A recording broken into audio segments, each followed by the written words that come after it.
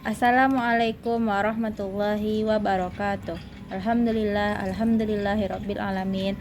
Assalatu wassalamu ala asrafil anbiya wal mursalin wa ala alihi washabbihi ajmain. Allahumma sholli ala Muhammad wa ala ali Muhammad kama shallaita ala Ibrahim wa ala ali Ibrahim innaka Hamidum Majid. Allahumma barik ala Muhammad wa ala ali Muhammad kama barakta ala Ibrahim wa ala ali Ibrahim innaka Hamidum Majid. Yang pertama, marilah kita selalu bersyukur kepada Allah karena atas berkat rahmat dan karunia-Nya kita selalu dilimpahkan kesehatan oleh-Nya. Salawat beserta salam selalu kita curahkan kepada Nabi kita, yakninya Nabi Muhammad SAW. Yang saya hormati Bapak Pengampu Mata Kuliah Manajemen Humas, yaitu Bapak Dr. Hanif Al-Qadri dan Ibu Merika Setiawakti. Semoga Bapak dan Ibu selalu diberikan kelimpahan rahmat dan kesehatan oleh Allah. Sebelum saya masuk video presentasi mata kuliah manajemen humas, ada baiknya saya memperkenalkan diri saya terlebih dahulu. Perkenalkan, saya Miftahul Fauzia dari Departemen Administrasi Pendidikan dengan NIM 2200113. Pada kesempatan kali ini saya ingin mempresentasikan mata kuliah manajemen humas, yaitu materi terkait tentang komunikasi dalam public relation. Sebelum itu, materi yang pertama kita bahas adalah kaitan antara komunikasi dan public relation. Seperti yang telah kita bahas terlebih dahulu, pekerjaan utama seorang public relation adalah terkait dengan publik, baik itu publik eksternal maupun publik internal. Dan keyword atau kata kunci dari seorang public relation ini adalah komunikasi, yaitu bagaimana setiap data atau fakta yang didapatkan harus mampu dikomunikasikan, harus mampu disampaikan kepada publik internal maupun eksternal, atau justru dibawa sebagai data masukan atau data atau fakta untuk dijadikan sebagai bahan pertimbangan untuk memperbaiki lembaga atau organisasi tersebut. Hal-hal itu atau data atau fakta itu hanya bisa disampaikan melalui komunikasi yang efektif, karena seluruh aspek kegiatan seorang public relation tak akan pernah terlepas dari yang namanya komunikasi. Dalam proses public relation tentu kita harus tahu siapa sumber dari organisasi itu atau siapa komunikator dari lembaga itu. Komunikator yaitu lembaga atau si pekerja atau orang-orang yang berada di balik public relation atau di kantor.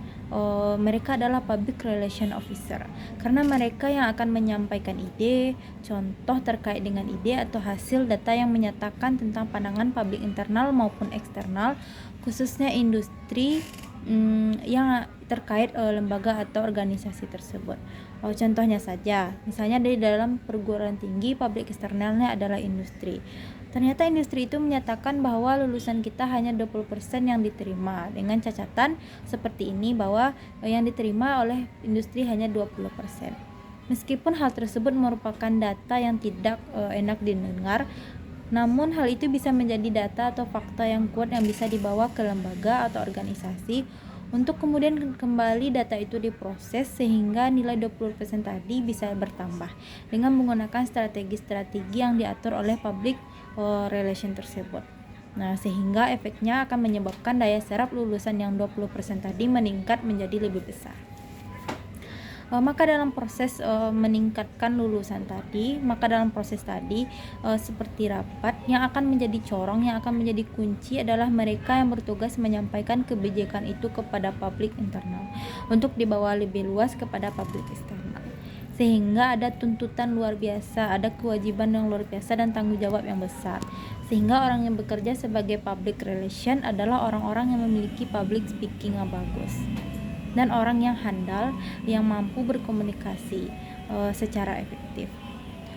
Public relation adalah seseorang yang sangat menentukan atau sampai atau tidaknya informasi kepada publik, kepada lawan bicara, dan kepada orang yang kita tuju atau kita hadapi. Jadi kalau seorang public relation malah bermasalah dalam public speakingnya, apalagi public relation merupakan corong suatu lembaga, merupakan kunci suatu lembaga, maka tentu akan terjadi miskomunikasi. Karena untuk menciptakan komunikasi, efektivitas komunikasi tersebut antara lembaga dengan publiknya bukanlah perkara yang mudah. Berdasarkan kesimpulan yang berdasarkan pernyataan yang tadi saya sampaikan, kesimpulan yang bisa kita dapatkan dari pernyataan tadi adalah ternyata source atau sumber adalah mereka yang dianggap atau mewakili lembaga, yaitu bekerja sebagai public relation officer di sebuah lembaga atau perusahaan tersebut. Dan message-nya adalah informasi yang akan disampaikan kepada publik internal maupun publik eksternal. Dan receiver-nya adalah mereka yang akan menjadi tujuan akhir dari sampainya informasi tadi, baik publik internal maupun publik eksternal. Kemudian ada media untuk menyampaikan informasi tadi. Ada banyak, misalnya media sosial, surat kabar, dan lain-lain. Semua benda itu tergantung kepiawaian organisasi atau lembaga atau divisi yang bekerja di public relation untuk merasakan instingnya media apa yang tepat dan cocok untuk menyampaikan informasi. Jadi tidak semua media dapat digunakan atau dapat dimanfaatkan untuk menyampaikan setiap informasi, tergantung kepada insting dan kelihayan public relation officer yang ada dalam lembaga atau organisasi tersebut. Baru setelah informasi tersebut sampai melalui media dari pemberi kepada penerima pesan tadi sampai kepada receiver untuk mendapatkan efek, ada atau tidak adanya efek yang akhirnya bisa berubah dan dirasakan oleh lulusan akibat dari info atau kebijakan yang dibuat dari lembaga tadi untuk sampai pada public relation. Baiklah, tadi kita telah membahas tentang kaitan komunikasi dengan public relation. Ada beberapa poin yang perlu kita tekankan. Yang pertama itu source, yaitu sumber. Adalah mereka yang bekerja di divisi public relation, seperti contohnya lembaga dan perusahaan. Yang kedua adalah receiver, yaitu penerima pesan yang ingin disampaikan oleh source tadi, baik berupa publik internal maupun publik eksternal. Dan yang ketiga adalah message itu yaitu pesan yang ingin disampaikan, termasuk kebijakan, cara, strategi yang ingin disampaikan oleh source tadi kepada receivernya. Dan yang terakhir yaitu media itu adalah alat yang digunakan oleh source tadi untuk menyampaikan pesan kepada receiver. Baiklah, selanjutnya materi yang akan saya bahas adalah proses komunikasi. Proses komunikasi ini terbagi dari beberapa step atau hal-hal atau indikator. Yang pertama itu komunikator atau sumber atau source, yaitu dimana proses komunikasi dimulai atau sebuah komunikasi dimulai dari source atau sumber atau pengirim pesan, dimana gagasan, ide, persoalan, masalah, pikiran yang berasal yang kemudian akan disampaikan kepada pihak lain dari lembaga, baik berupa pihak internal maupun pihak eksternal. Singkatnya, komunikator adalah orang yang memulai komunikasi kepada pihak-pihak yang mereka inginkan. Yang kedua yaitu pesan atau message. Pesan itu adalah apapun yang dilakukan manusia baik lisan maupun tulisan melalui kegiatan penyampaian pesan. Dapat berbentuk sederhana tapi memberikan pengaruh dan efek yang diharapkan oleh komunikator tadi, yang mana diharapkan dapat memberikan efek dan memperbaiki sebuah persoalan masalah yang dihadapi oleh lembaga atau perusahaan, dan yang terlebih penting dalam mengangkat citra dan nama baik dari lembaga tersebut. Jadi pesan itu adalah sesuatu yang ingin disampaikan oleh komunikator yang diharapkan dapat memberikan efek kepada lembaga ataupun penerima pesan tadi. Dan yang ketiga adalah jalan, yaitu media yang dipilih oleh komunikator untuk menyampaikan pesan kepada mereka yang tadi kita sebut sebagai penerima pesan.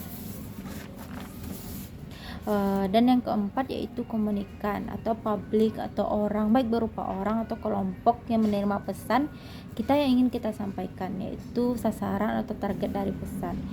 Komunikan ini adalah mereka yang penerima, baik berupa individu atau kelompok atau lembaga atau kumpulan manusia yang tidak saling mengenal, apalagi jika kita menyebutnya sebagai publik eksternal yang hampir tanpa batas, kecuali nanti kita kelompokkan menurut kebutuhan masing-masing lembaga.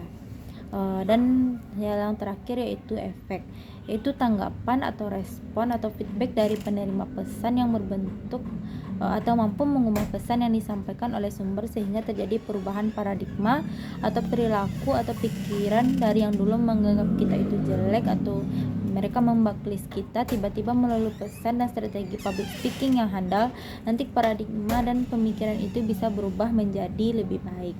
Apalagi kalau mampu memunculkan data dan fakta sebagai inti dari komunikasi yang ingin kita sampaikan pada penerima pesan tadi. Baiklah, tadi saya membahas tentang proses komunikasi. Secara kesimpulan yang bisa kita ambil dari materi ini adalah pertama yaitu komunikator, yaitu orang yang menyampaikan pesan dan orang yang memulai komunikasi tadi. Dan yang kedua yaitu adalah pesan itu sendiri, yaitu sesuatu yang ingin disampaikan oleh komunikator agar memberikan efek kepada komunikator tersendiri ataupun kepada komunikan. Dan yang ketiga yaitu pesan. Yang ketiga yaitu media. Media itu adalah jalan atau alat yang digunakan oleh komunikator tadi untuk menyampaikan pesan. Dan yang keempat adalah komunikan. Komunikan adalah target atau sasaran yang ingin pesan itu disampaikan oleh komunikator tersebut. Dan yang terakhir adalah efek. Efek itu adalah berupa respon atau tanggapan yang diharapkan oleh komunikator melalui pesan yang disampaikan kepada komunikan tadi. Baiklah saudara-saudara sekalian, materi selanjutnya yang akan kita bahas hari ini adalah bentuk-bentuk komunikasi dalam public relation. Secara umum saja ada beberapa bentuk-bentuk komunikasi dalam public relation. Yang pertama yaitu komunikasi interpersonal, yaitu komunikasi yang terjadi antara orang-orang yang ada di dalam lembaga itu. Apakah ia berbentuk personal communication atau kebutuhan antara individu terkait dengan pekerjaannya. Yang kedua yaitu group communication, yaitu komunikasi yang terjadi antara kelompok atau divisi public relation per divisi yang ada di lembaga tersebut. Yang ketiga yaitu komunikasi eksternal, yaitu komunikasi yang terjadi antara kelompok yang ada dalam dengan publik yang ada di luar, di mana ada kaitan timbal balik bagaimana komunikasi itu saling berdampak, bagaimana feedback terjadi dan mengapa gitu. Organisasi dimanapun berada termasuk perusahaan yang dipimpin itu tidak bisa hidup sendiri, butuh publik yang ada di luar yang disebut dengan publik eksternal. Maka terjadi komunikasi secara tidak langsung atau memang didesain sedemikian rupa dan hubungan baik antara kita dan publik eksternal. Makanya pihak yang duduk di kursi public relation harusnya mereka yang tahu betul dengan kondisi yang akan dibawa keluar, dan mereka yang punya kemampuan public speaking yang handal, mampu meyakinkan orang lain dengan fakta dan empirik yang tersedia tadi. Dan yang ketiga yaitu komunikasi dalam organisasi. Komunikasi ini bisa terjadi secara zigzag kemana-mana, horizontal communication, upward communication, komunikasi ke bawah antara atasan ke bawahan, bawahan ke atasan, yang ataupun terjadi antara divisi antar divisi, seperti cross communication, horizontal communication, upward communication, dan downward communication. Semua itu adalah bagian dari mereka yang terlihat dari divisi ke setiap lembaga. Fungsinya adalah untuk mendesain dan membuat komunikasi menjadi lancar sehingga informasi, keputusan, kebijakan yang disusun atas dampak yang dibicarakan dengan pengambil keputusan tadi bisa dikomunikasikan secara efektif. Baiklah, tadi kita membahas terkait dengan bentuk-bentuk komunikasi dalam public relation. Secara singkatnya saya jelaskan, itu komunikasi interpersonal, yaitu komunikasi yang terjadi antara orang-orang yang berada dalam organisasi tersebut.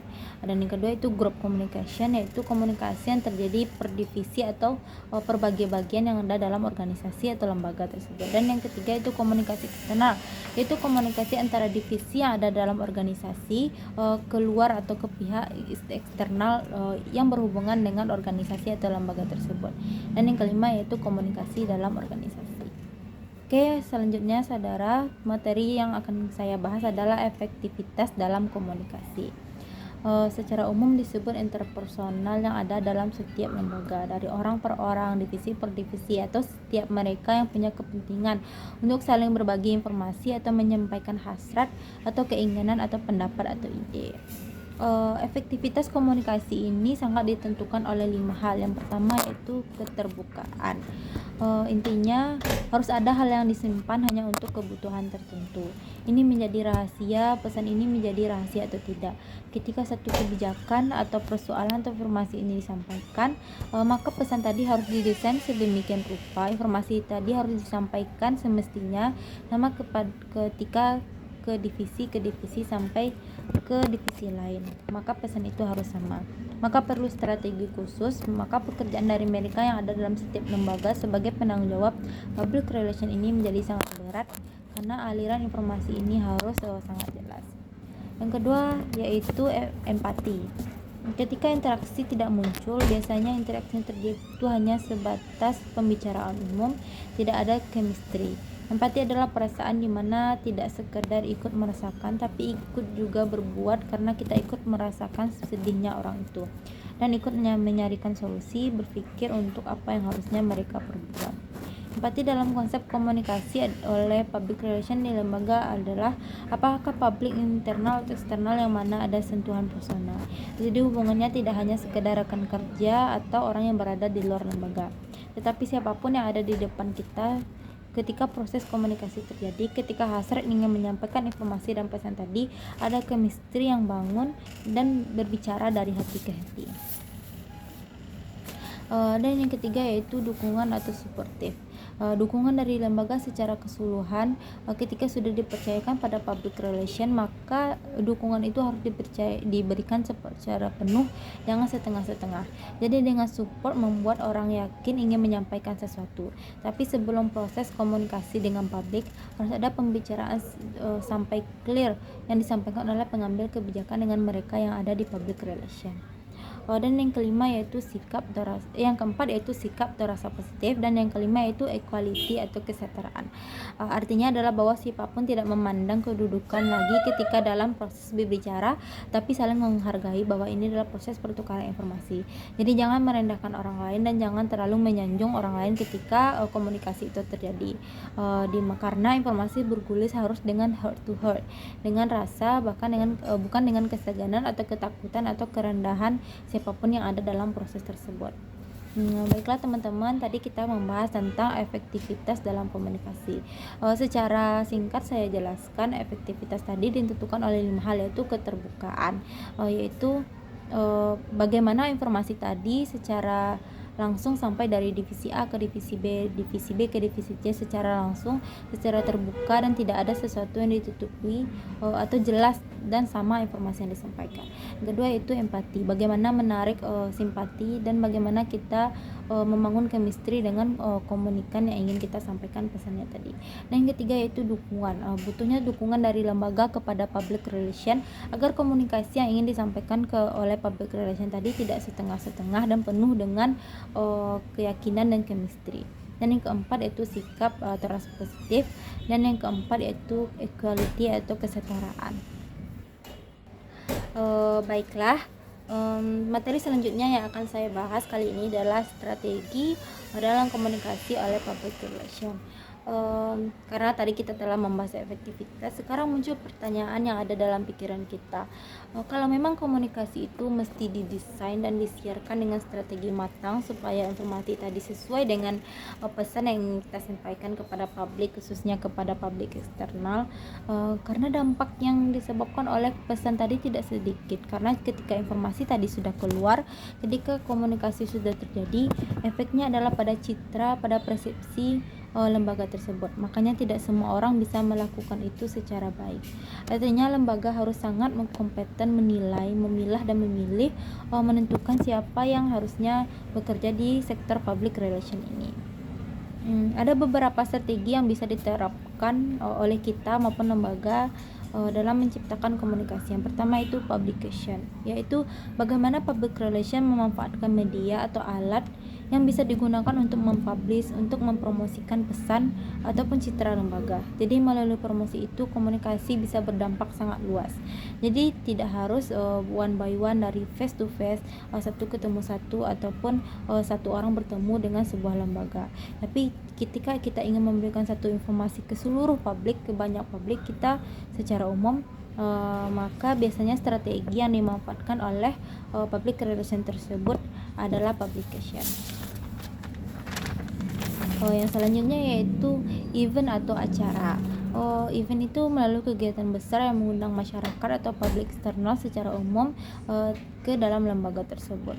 Contohnya saja, misalnya industri kita memandang bahwa lulusan kita tidak memiliki skill atau kompeten yang meski dibanggakan. Dengan mengadakan event tadi, industri berhak tahu dan akhirnya mereka tahu bahwa ternyata lulusan kita juga memiliki ahli-ahli yang kompeten dalam bidangnya.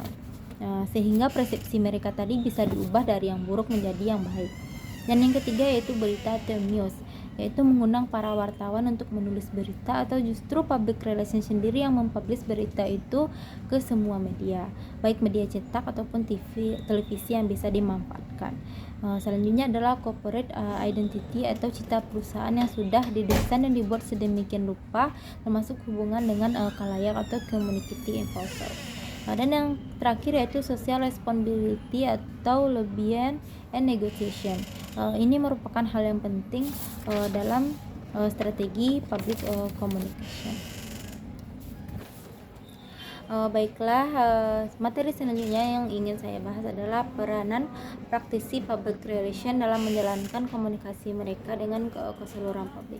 Menurut Brown and Mead pada tahun 1992 dan dikembangkan oleh Scott Hartlett tahun 2007, ada beberapa peranan praktisi public relation dalam menjalankan komunikasi. Yang pertama itu sebagai fasilitator komunikasi. Yang kedua itu sebagai fasilitator proses pemecahan masalah atau problem solving proses facilitation. Dan yang ketiga yaitu sebagai teknisi komunikasi, dan yang keempat itu sebagai expert prescriber, itu penasihat ahli. Secara ringkas saya jelaskan, sebagai fasilitator komunikasi, public relation itu mampu mengelola, mendesain mulai dari konsep, strategi, penasihat, juga mampu mengetahui tren yang sedang booming hari ini, yang terkait dengan apa yang diharapkan oleh pengguna lembaga atau organisasi terkait dengan produk atau jasa yang akan kita jual atau yang ingin kita hasilkan. Tren yang diharapkan sehingga bisa menjadi alat untuk diperbincangkan untuk mendesain komunikasi berikutnya atau untuk memperbaiki produk atau jasa jika ada yang ingin diperbaiki. Dan yang terakhir yang paling penting adalah mampu memimpin proses dari kegiatan komunikasi yang dilakukan oleh lembaga. Yang kedua yaitu pemecah masalah. Ini merupakan salah satu tugas terbesar seorang public relation karena ia selalu merupakan riset terkait dengan lembaga, produk, jasa, atau manusia yang dinilai oleh pihak internal maupun pihak eksternal.